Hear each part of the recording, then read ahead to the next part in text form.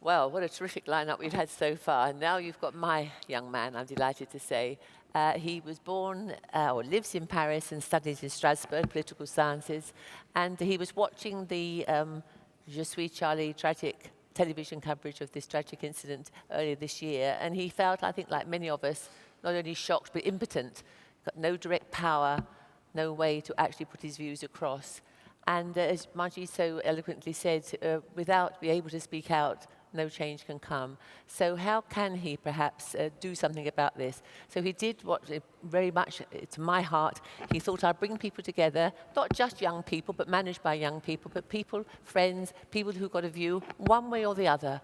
People of all views and all sides to see how in some way we can talk about these conflicts and see what we can do.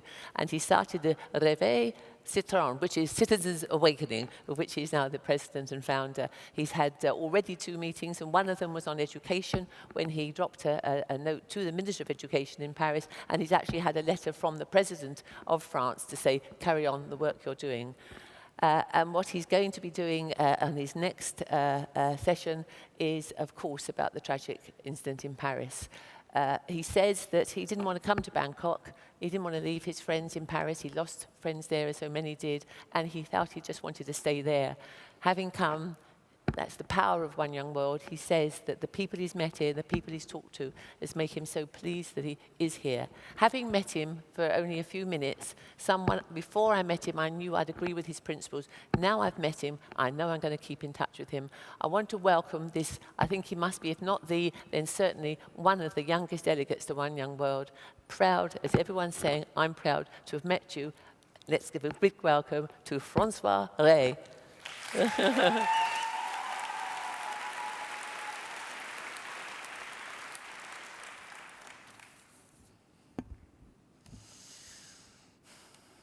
I worked on a speech for several weeks, explaining why I do what I do. So you could join my organization's fight against intolerance, against senseless violence, against terrorism, against conflict. But on November 13th, my life changed, like anyone impacted by terrorism, really.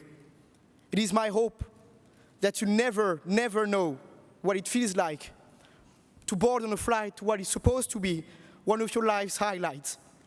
And when you arrive, turn your phone on, it is flooded with messages. You learn minute by minute what's happened. Looking at the growing body count, you selfishly hope that no one you love is part of that body count. And then it comes. You learn that there are wonderful people you will never see again. Killed by cowards in the name of something they believe is their religion. 129 people, brothers, sisters, fathers, mothers, lovers, died under the bullets of barbarism. In these kind of moments, it's not a question of being French, really. It's just about being human.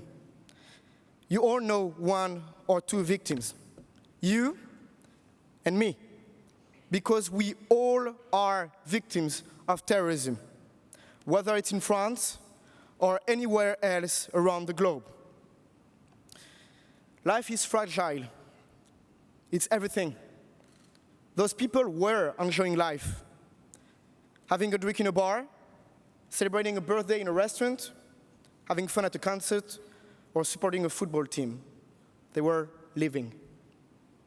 France has been hit for the 2nd time in a year, and it seems like an endless nightmare. And yet, we are not giving up. Trust me, we are not giving up.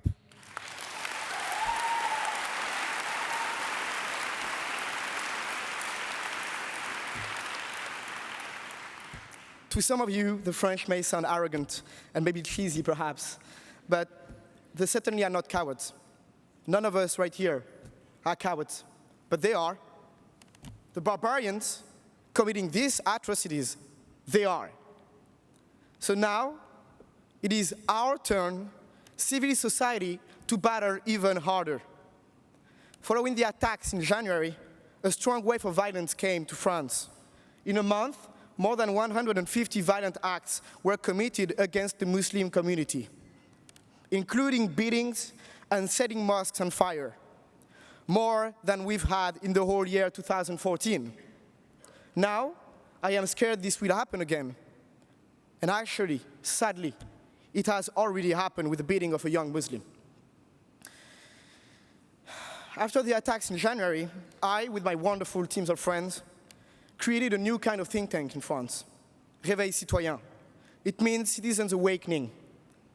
The aim was to prevent further intolerant attacks. Every part of society has the chance to come and debate subjects that matter about the issues our country is facing, whatever they may be. The idea is to generate understanding, because not really knowing who is in front of you, the person of whom you're speaking so harshly of, that's what drives conflict. That's what drives unity. It destroys unity, sorry. At our first debate on secularism, a young National Front partisan came to our debate. His only intention to express hatred for foreign communities, especially as we had with us members of the Muslim community. For 2 long hours, they sat very calmly, listening to him, which you can guess wasn't always very pretty. I was impressed by their calm. A few days later, one of them took him to a mosque. They discussed, they kept the debate alive, even when we weren't here to organize it. Then he called me to say, Muslims aren't as bad as the press make us believe. He had become more tolerant. At that moment, I knew that even if Reveil Citoyen was to end tomorrow, we would have achieved something. You cannot put a price on that. All the ideas that people come up with, it would be a shame to simply forget about it. So we gathered the propositions and compiled them into booklets, which are sent to every single politician in the country. That's over 1,000 politicians. And we've heard back from a lot of them, and even had a very positive feedback from the president. I am convinced that after what we are going through, the people's propositions can really be a force for everyone. By the end of 2016, Reveil Citoyen will be in 20 cities across France. We are launching what could be one of the most powerful movements of empowered civil society, with the aim of healing our country. We believe we can create a more tolerant society and spread peace between the different communities that make France and the world so beautiful. But I have to admit, I do feel guilty about being here with you, watching my country being locked down and fall apart, watching the funeral of my people on TV. Whereas all I do is stand here and use words.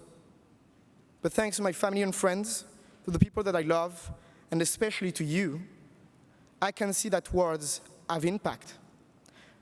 Terrorists use guns and bombs,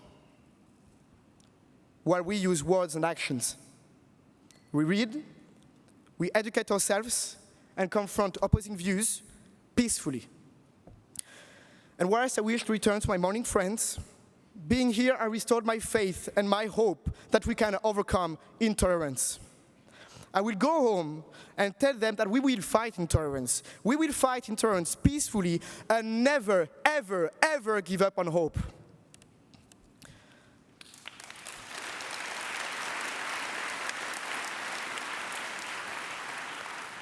I want you, the ambitious, smart, and curious young leaders of the world, to go back home and to use my organization's model to empower every citizen of your country, no matter where they come from, no matter what their social background is, and no matter what their beliefs are, so that we can start to heal our societies.